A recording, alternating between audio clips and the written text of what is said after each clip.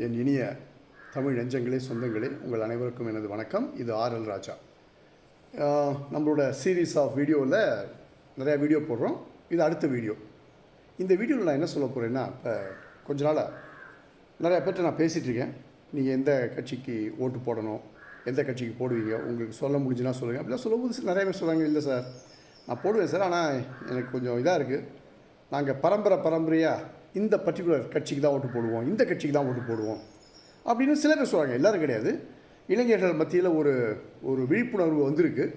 ஆனால் பழைய ஆளுங்கள்லாம் கொஞ்சம், இல்லை சார் நாங்கள் அந்த கட்சிக்கு ஓட்டு போடுவோம், எங்கள் அப்பா அதுக்கு தான் ஓட்டு போட்டார், எங்கள் தாத்தா அதுக்கு தான் ஓட்டு போட்டாங்க, அதனால் அந்த கட்சியை நாங்கள் போடுறோம்.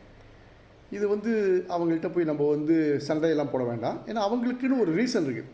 அவங்கள பொறுத்த வரைக்கும் கட்சி கொள்கை தெரியாது, கட்சியில் என்ன பண்ணுறாங்க தெரியாது, ஏதோ யூடியூப் பார்க்குறாங்க. ஏன்னா தமிழ்நாட்டில் மீடியா அவ்வளோ இயல்பாக செயல்படுறது கிடையாது.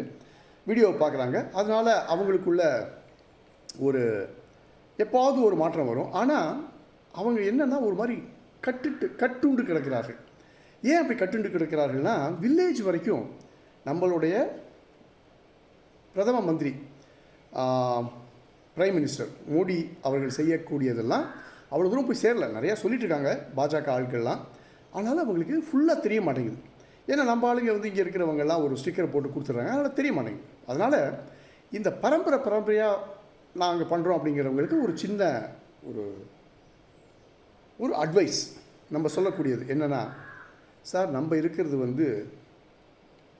மன்னராட்சி கிடையாது, இது குடியரசு, ஜனநாயகம்.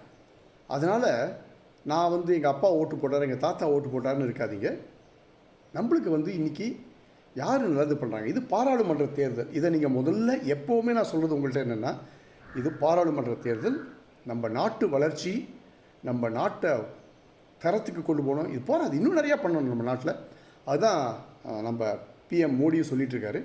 நிறையா விஷயங்கள் பண்ணணும். அதுக்கு உங்களுக்கு ஸ்ட்ராங்கான ஒரு லீடர் நல்ல மெஜாரிட்டியோட, நிறையா இருக்கைகளோடு அவங்க வரணும்.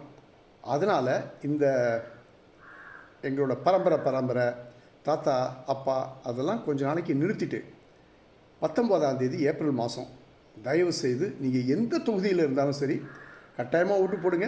அதுக்கு முன்னாடி அப்புறம் படம் வாங்காதீங்க. 3வது, இது பாராளுமன்ற தேர்தல். நம்மளோட நாட்டுக்கு நல்லது. திரு மோடி அவர்களுடைய சின்னம் தாமரை சின்னம். தமிழ்நாட்டில் தாமரை, பலாப்பழம், மாம்பழம், சைக்கிள், குக்கர், இந்த 5 சின்னம் இருக்குது தமிழ்நாட்டில். தயவு செஞ்சு போயிட்டு கட்டாயமாக ஓட்டு போட்டுட்டு வாங்க. இந்த சின்னத்தில் ஓட்டு போடுங்க.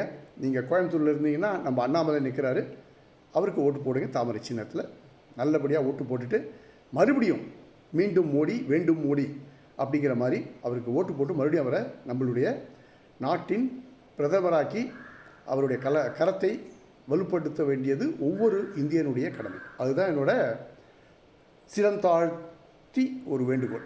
நன்றி, வணக்கம். வாழ்க தமிழகம், வாழ்க பாரதம், வந்தே மாதரம். தேங்க்யூ.